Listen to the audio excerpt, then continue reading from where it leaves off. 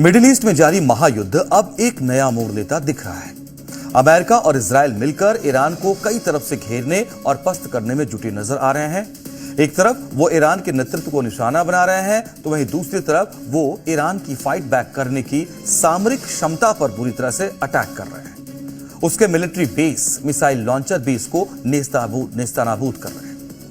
और इन सब के बीच खबर ये आ रही है कि अमेरिकी राष्ट्रपति डोनाल्ड ट्रंप ने प्लान बी एक्टिवेट कर दिया है। कुर्द लड़ाकों को युद्ध के मैदान में उतारने का फैसला कर लिया गया है। ट्रंप के प्लान बी की अहमियत, इसको समझिए, क्या है ये? अभी तक अमेरिका ईरान सरकार और सेना की कमान संभालने वाले शीर्ष नेतृत्व को एक एक करके खत्म कर रहा है। ट्रंप ने साफ बोल भी दिया, ईरान का नेतृत्व कौन करेगा, इस बात को उनसे डिस्कशन किए बिना ईरान नहीं तय कर सकता है, यानी उनका रोल जरूरी होगा। इसके साथ ही ईरान की सैन्य क्षमता को भी लगातार कमजोर कर रहा है।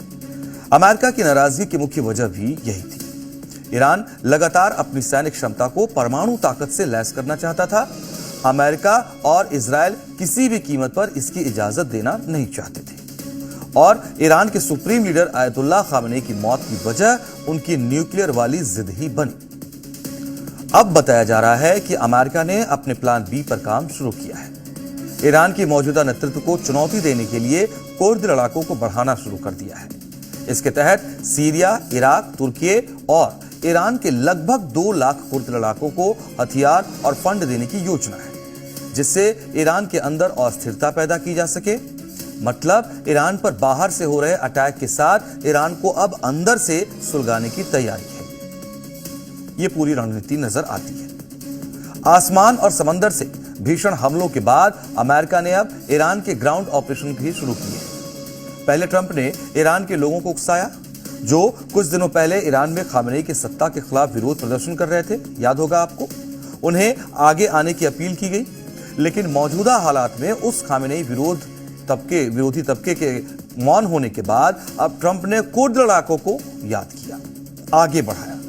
ईरान की कट्टरपंथी सत्ता को उखाड़ फेंकने के लिए ट्रंप ने कुर्दों पर बड़ा दांव खेल दिया है। समंदर से ईरान पर अटैक, आसमान से ईरान के सैन्य ठिकाने टारगेट, मिडिल ईस्ट की सरजमी पर जंग के बादल और गहरे होते जा रहे हैं। इजराइल और अमेरिका ने ईरान को घेरने की रणनीति तेज की है, यानी जंग थमने के बजाय और घातक होने जा रही है, क्योंकि इराक के रास्ते कुर्द लड़ाकों की बख्तरबंद गाड़ियां और टैंक ईरान की सीमा की तरफ बढ़ने भी लगे हैं।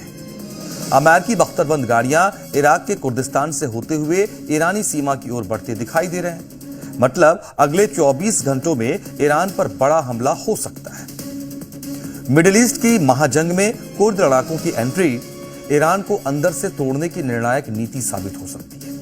आसमान में लड़ाकू विमान लगातार गश्त कर रहे हैं, लगातार ईरान पर मिसाइलें बरसाई जा रही हैं। इजराइल और अमेरिका के missile defence system alert mode पर है, जिससे ईरान के हमलों को रोका जा सके। वहीं समंदर में युद्धपोत तैनात हैं, जो लगातार ईरान के सैन्य ठिकानों को नेस्तनाबूद कर रहे हैं। और इन सब के बीच अमेरिकी राष्ट्रपति डोनाल्ड ट्रंप लगातार ईरानी सेना को सख्त चेतावनी भी दे रहे हैं।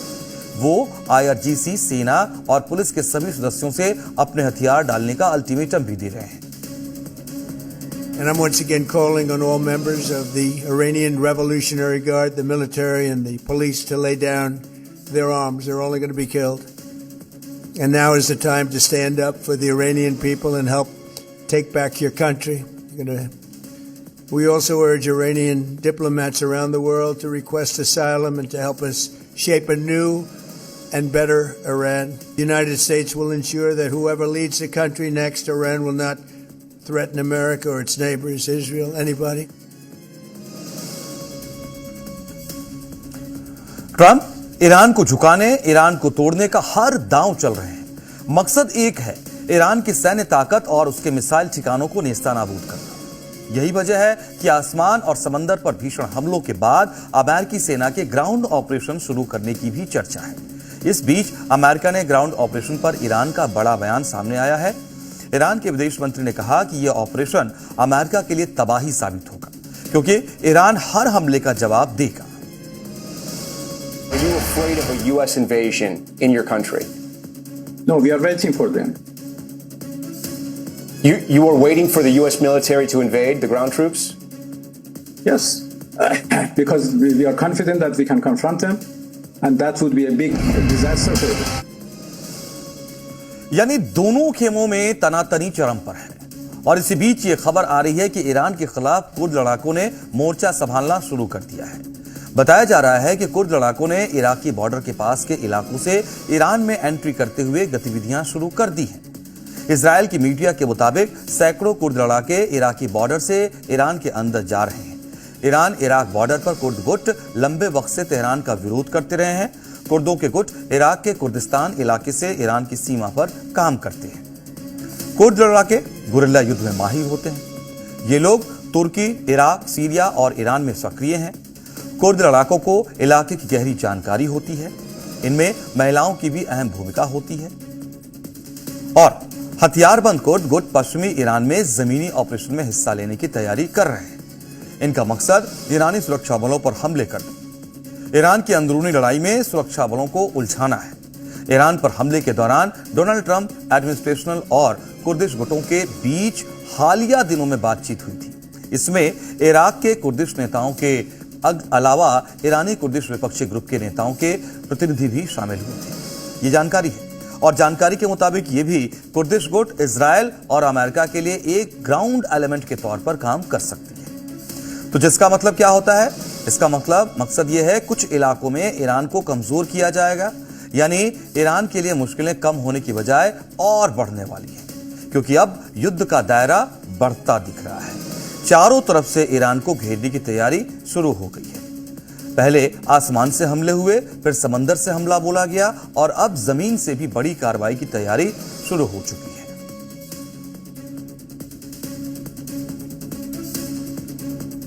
अगली स्टोरी का रुख करते हैं, विश्लेषण शुरू करते हैं। मिडिल ईस्ट के महायुद्ध में बुरे फंसे हैं खाड़ी देश। दरअसल एक तरफ अमेरिका से शिकवा है, अमेरिका ने जंग शुरू करने से पहले बताया नहीं। दूसरी तरफ ईरान से शिकायत है, वो उन पर क्यों बम बरसा रहा है। अभी तक इस जंग में सबसे ज्यादा नुकसान अगर किसी को हुआ है तो वो खाड़ी देश ही हैं। पिछले हफ्ते अमेरिकी और इजरायली हमलों से तिलमिलाए ईरान ने खाड़ी देशों पर जिस तरह से अचानक बमबारी शुरू कर दिया, अमेरिकी निवेश वाले क्षेत्रों के साथ अमेरिकी सैन्य अड्डों को निशाना बनाते हुए मिसाइलों की बारिश कर दी। इससे खाड़ी देशों में अब तक कई लोगों की मौत हो गई है और लाखों डॉलर का नुकसान हो चुका है। और सबसे बड़ी बात, खाड़ी के ये देश दुनिया के सबसे सुरक्षित क्षेत्र माने जाते थे, लेकिन अब हालात ये है कि लोग यहां से पलायन कर रहे हैं। टूरिस्ट यहां आने की हिम्मत नहीं कर रहे हैं। ये बड़ा नुकसान है। ऐसे में अब खाड़ी देशों को ये समझ में आ रहा है कि अमेरिका से दोस्ती महंगी पड़ी। ईरान की नाराजगी की सबसे बड़ी वजह ही यही है। जिस तरह की सैन्य साझेदारी की उम्मीद उन्होंने अमेरिका से लगा रखी थी, उस लेवल पर भी उन्हें झटका लगा और यही वजह है कि अब ये देश अपने नुकसान के लिए ईरान की अमेरिका को जिम्मेदार ठहराने लगे हैं। अमेरिका से उनकी नाराजगी की दो बड़ी वजह है। पहला यह है कि डोनाल्ड ट्रंप की लीडरशिप वाले अमेरिकी प्रशासन ने इजराइल के साथ मिलकर ईरान पर अटैक करने से पहले उन्हें कुछ भी नहीं बताया। इसकी वजह से उन्हें ईरान की जवाबी कार्रवाई का मुकाबला करने के लिए पर्याप्त वक्त नहीं मिला।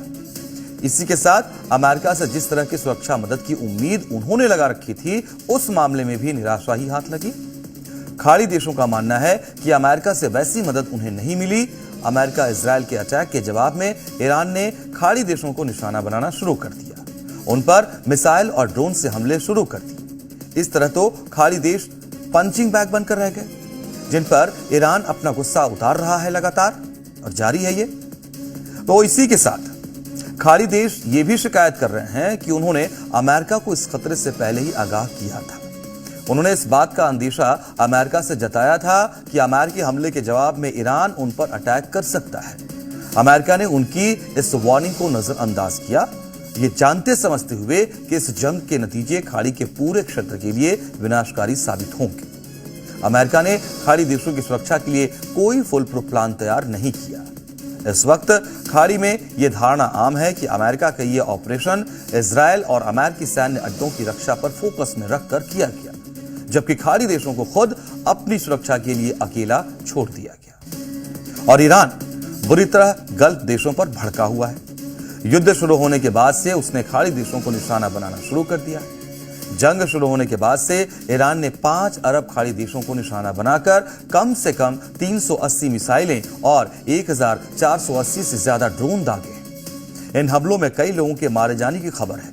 इसी के साथ ईरान ने सऊदी और बहरीन जैसे देशों में तेल के ठिकानों पर भी अटैक किया, जिससे ग्लोबल ऑयल सप्लाई चेन पर खतरा मंडरा रहा है। जानकारों का यही मानना है कि ईरान ऐसा अमेरिका पर चौतरफा दबाव बनाने के लिए कर रहा है। और इस बीच व्हाइट हाउस की तरफ से यह बयान सामने आ जाता है, ईरान के जवाबी बैलिस्टिक मिसाइल अटैक 90% तक कम हो गए, क्योंकि ऑपरेशन एपिक फ्यूरी उनके मिसाइल ड्रोन लॉन्चर्स और ज्यादा हथियार बनाने की क्षमता को नष्ट कर रहा है। ट्रंप सभी क्षेत्रीय साझेदारों के संपर्क में हैं।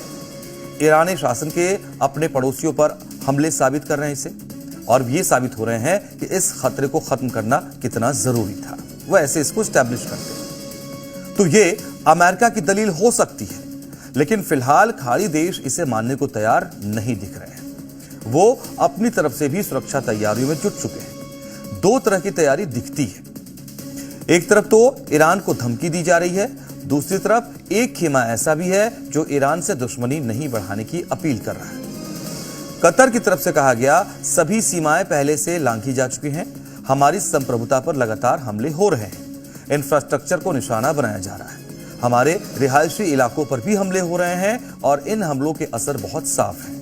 ऐसी स्थिति में संभावित जवाबी कार्रवाई को लेकर हमारी लीडरशिप के पास सभी विकल्प हैं। इस तरह के हमले बिना जवाब के नहीं रहेंगे और नहीं रह सकते। वहीं सऊदी अरब के क्राउन प्रिंस मोहम्मद बिन सलमान ने क्षेत्र के कई नेताओं को फोन पर समझाया है, अगर किसी भी देश से एक छोटी सी गलती हो गई तो पूरा गल्फ क्षेत्र भीषण युद्ध की चपेट में आ सकता है। बताया जा रहा है कि सऊदी नेतृत्व अमेरिका और इजराइल के हमलों के समय और उनके पैमाने से काफी नाराज है, और यही वजह है प्रिंस सलमान ने तुरंत गल्फ देशों के नेताओं से संपर्क करना शुरू किया। उन्होंने बहरीन, कुवैत, कतर और संयुक्त अरब अमीरात के शीर्ष नेताओं से बात कर यह संदेश दिया कि कोई भी ऐसा कदम न उठाया जाए जिससे ईरान भड़क जाए और हालात नियंत्रण से बाहर हो जाए। तो खाड़ी देशों की तरफ से आ रही प्रतिक्रिया ये साफ बताती है, उलझन भारी है। उन्हें समझ नहीं आ रहा है करें तो क्या करें। और आज की तीसरी स्टोरी, रूस यूक्रेन युद्ध के बीच दुनिया की सांसें थमी हुई है। अमेरिका और इजराइल ने ईरान पर हमला किया और जंग अब पूरी ताकत से छिड़ चुकी है। लेकिन सोशल मीडिया पर एक नाम गूंज रहा है, उत्तर कोरिया का तानाशाह किम जोंग उन। लोग सोशल मीडिया पर मीम्स बना रहे हैं और सवाल पूछ रहे हैं, जब दुनिया आग में जल रही है तो किम जोंग उन क्या कर रहे हैं? क्या वो चुपचाप सब देख रहे हैं या कुछ बड़ा प्लान बना रहे हैं? दरअसल नॉर्थ कोरिया में कुछ ऐसा हो रहा है जो खामेनेई की मौत से सीधा जुड़ता है। क्या खामेनेई की मौत का बदला लेंगे सन की तानाशाह किम जोंग? जानने के लिए देखिए हमारी ये खास रिपोर्ट।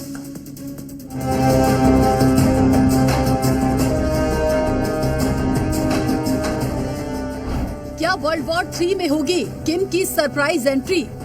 ईरान में इजराइल और अमेरिका के बम बरस रहे हैं, लेकिन सोशल मीडिया पर हंगामा मचा हुआ है।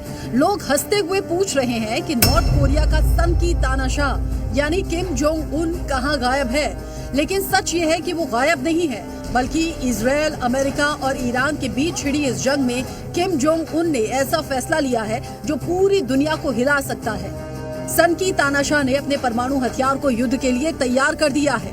कई दिन तक खुद निरीक्षण कर हमले की तैयारियों को परखा है, यानी किम जोंग बड़ी तैयारी में है। किम जोंग ने परमाणु हथियारों से लैस युद्धपोत को हमले के लिए तैयार कर दिया है। 2 दिन तक खुद जंगी तैयारियों का निरीक्षण किया। तानाशाह ने क्रूज मिसाइलों का टेस्ट भी देखा। दरअसल ईरान में 28 फरवरी को पहला हमला हुआ था। इस युद्ध में ईरानी सुप्रीम लीडर आयतुल्लाह खामेनेई की हत्या कर दी गई, लेकिन इसी दिन से नॉर्थ कोरिया में हलचल बढ़ गई है। यानी 28 फरवरी से लेकर अब तक तानाशाह ने केवल जंग की ही तैयारी की है। 1 मार्च को तानाशाह ने नए स्नाइपर राइफलों का निरीक्षण शूटिंग रेंज पर खुद निशाना लगाकर किया। ये राइफलें इतनी घातक हैं कि दूर से दुश्मन को खत्म कर सकती हैं। 3 मार्च को तानाशाह चोई ह्योन क्लास के नए 5000 टन वाले नौसेना विध्वंसक का जायजा लिया। चोई ह्योन क्लास जहाज परमाणु हथियारों से लैस है। जो समुद्र से दुश्मन को तबाह कर सकता है। 4 मार्च को चोई ह्योन जहाज से समुद्र से जमीन पर वार करने वाली क्रूज मिसाइलों का टेस्ट देखा।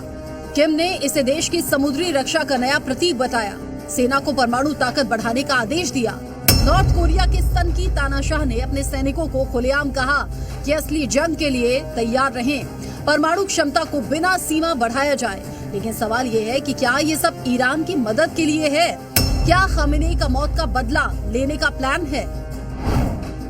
क्या खामेनेई की मौत का बदला लेगा तानाशाह? दरअसल खामेनेई और किम परिवार के पुराने रिश्ते हैं। 1989 में खामेनेई उत्तर कोरिया गए थे। उस समय खामेनेई ईरान के राष्ट्रपति थे और किम जोंग उनके दादा किम इल संग सत्ता में थे। वो दौर दोनों देशों के बीच रक्षा के रिश्तों की बुनियाद बना। किम जोंग उन के आने के बाद भी दोनों देशों के प्रतिनिधिमंडल आते जाते रहे। दोनों नेता एक दूसरे को संदेश भेजते रहे, जहां अमेरिका को साझा दुश्मन बताते हैं, और ये दोस्ती ईरान इराक युद्ध से लेकर हर जगह दिखी भी। ईरान इराक युद्ध में उत्तर कोरिया ने ईरान को गोला बारूद और तोपखाने के गोले भेजे।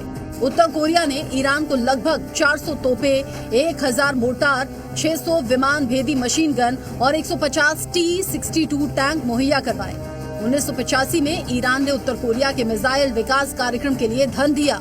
बदले में उत्तर कोरिया ने ईरान को स्कड-B मिसाइल तकनीक और तैयार मिसाइलें दी।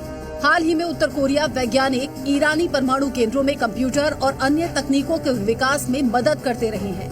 हालिया जंग में किम जोंग उन ने इजरायल के खिलाफ युद्ध की स्थिति में ईरान को मिसाइलें देने का खुला प्रस्ताव दिया। किम जोंग उन ने ईरान को सैन्य मदद देने के साफ संकेत दिए हैं। अभी सेना के सीधे शामिल होने की पुष्टि नहीं, लेकिन मिसाइल मदद की पेशकश की है, यानी तानाशाह मदद के लिए तैयार है। उत्तर कोरिया के विदेश मंत्रालय की ओर से 1 मार्च को जारी बयान में ये दिखा भी। अमेरिका के समर्थन में इजरायल का ईरान पर हमला अवैध आक्रामकता और संप्रभुता का घोर उल्लंघन है। अमेरिका वर्चस्ववादी और खराब देश है। अमेरिका की वजह से मिडिल ईस्ट में खतरा बढ़ा है और ये उसकी पुरानी आदत है। अगर कोई मजबूत विरोध नहीं हुआ तो क्षेत्र के देशों को बड़ी कीमत चुकानी पड़ेगी। दुनिया को याद है कि अमेरिका ने मिडिल ईस्ट में पहले भी शांति बिगाड़ी और हार का सामना किया। अब सबसे बड़ा सवाल यह है कि अगर नॉर्थ कोरिया की तानाशाह ने मन बना लिया और ईरान के साथ जंग में कूद पड़ा तो इसका असर होगा क्या? किम जोंग के जंग में उतरने से तीसरे विश्व युद्ध की शुरुआत हो सकती है। उत्तर कोरिया के परमाणु हथियार और लंबी दूरी की मिसाइलें अमेरिका और इजरायल को सीधे निशाना बना सकती हैं। वैश्विक गुटबाजी यानी रूस, चीन और ईरान का गठबंधन मजबूत होगा। जवाब में अमेरिका, दक्षिण कोरिया और यूरोपीय देश अपनी सेना बढ़ाएंगे। तेल गैस की कीमतें आसमान छुएंगी।